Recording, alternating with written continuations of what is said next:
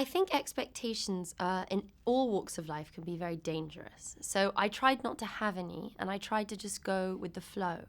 And usually going with the flow and like rolling with the punches, or whatever euphemism you want to use, is the easiest way around these things, which are kind of epic experiences. And it's been a good way to deal with it because every day is wild. They did make us feel welcome, yeah. I mean, Benedict and Simon and I all knew each other, so that was comfortable and easy. And then, Zoe was the only girl, so we bonded kind of quickly. And then the other guys were very sweet. I got on very well with Zach very early because he's a very dark, deep, wise soul, spiritual. I watched the original series. I watched the '82 movie, and Carol was originally played by Bibi Besht, but JJ split the universe in 2009, which allowed us as actors to have an artistic license, and also gave the writers some room to play with the story. So I very much enjoyed kind of developing my own version of a weapons specialist doctor in advanced physics, also looking at what they'd done in the past.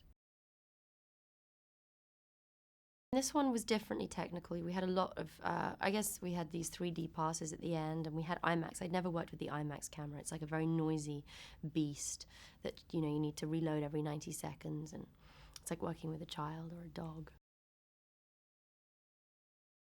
JJ was skeptical about using 3D, as he's been very vocal about. And Simon Pegg always says, well, I don't think that 3D affects the narrative at all.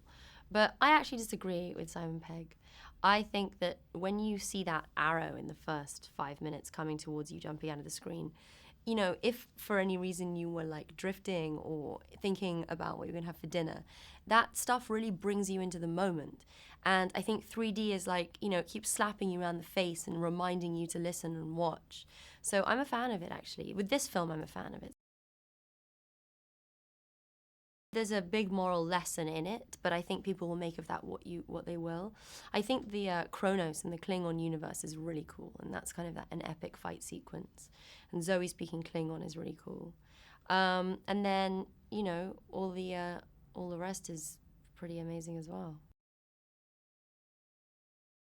I really enjoyed the scenes with my father because that was the emotional core of my character, is that she's going through a transition, I guess, from young woman to woman or girl to woman, and she's having to kind of see her parents for who they are, which is always difficult in life when you realize your parents are people and they, making mistakes, and she's going through that rebirth, I guess, into adulthood, and it's hard for her.